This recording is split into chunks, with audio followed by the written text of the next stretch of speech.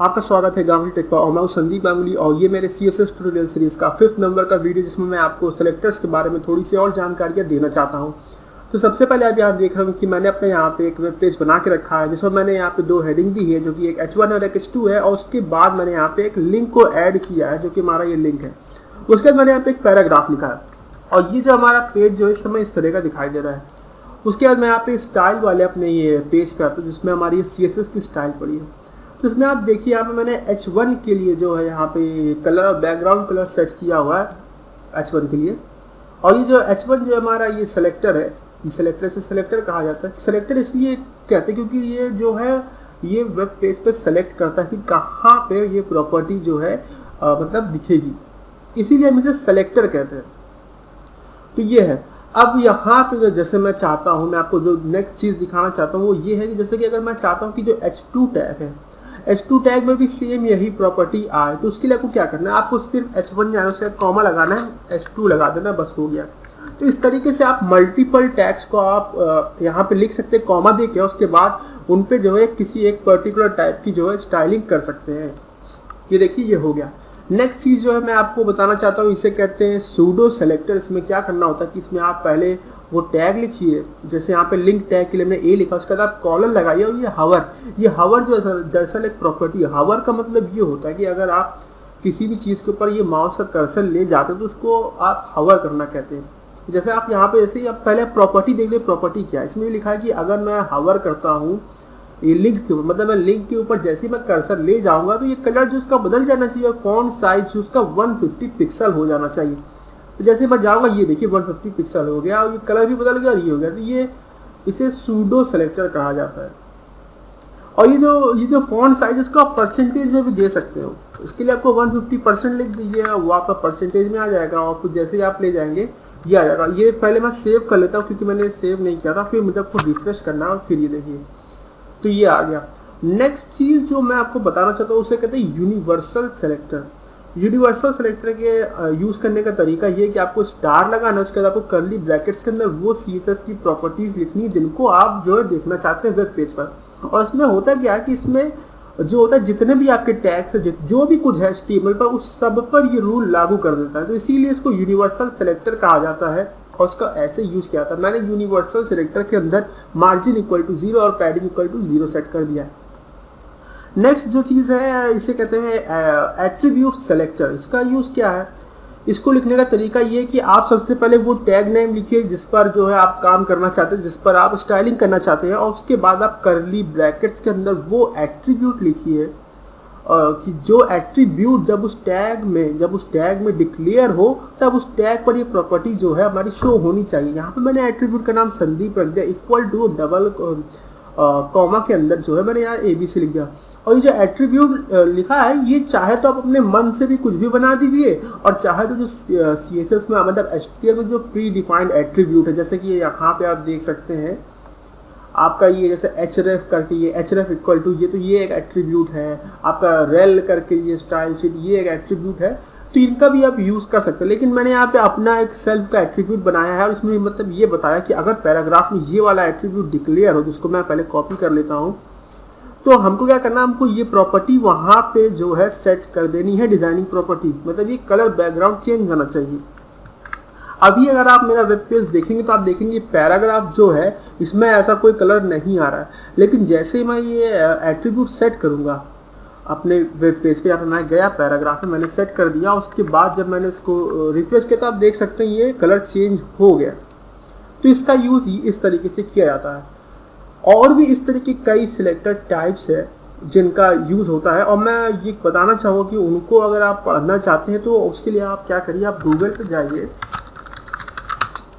और गूगल पे जाने के बाद आपको सर्च में आपको लिखना है W3 स्कूल्स करके लिखना है। W3 स्कूल्स में जब आ जाएगा तो उसमें W3 school online web tutorial से लिखा है, इस पर आप जाइएगा इस साइट पर और इस साइट पर जाने के बाद जो है आपको यहाँ पे लेफ्ट हैंड साइड से लर्न CSS पे क्लिक कर देना है।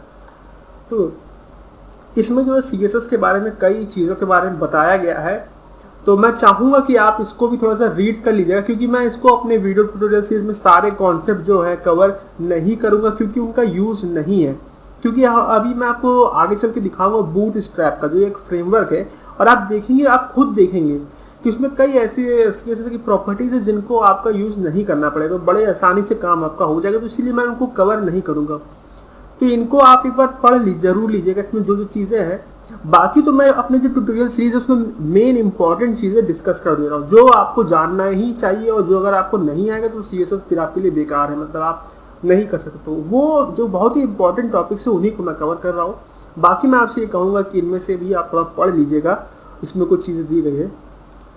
दूसरा मैं एक चीज़ और आपको बनाना चाहता हूँ कि जैसे यहाँ पे कलर है, आपको एक कलर देख रहे हैं, कलर की जो वैल्यू आप सेट कर रहे हैं, तो ये आप कैसे कैसे कर सकते हैं। तो इसके लिए तो सबसे पहला तरीका कि कलर लिखिए आप, उसके बाद आप रेड लिख दीजिए या ब्लू लिख दीजिए, मतलब कलर का नाम लिख दीजिए, कलर सेट हो जाएगा। दूसरा तरीका क्या है, दूसरा तरीका हेक्स कोड होता है। हेक्स कोड लिखने का तरीका ये है कि आपको हैश लिखना होता है और उसके बाद टोटल छः आपको जो है डिजिट्स लिखने होते हैं, और ये डिजिट में कुछ अल्फ़ाबेट भी आते हैं, ठीक है। लेकिन अब प्रॉब्लम ये है कि ये जो हमारा जो हेक्स कोड है किसी कलर के लिए कैसे मिलेगा भाई, कहाँ से मिलेगा।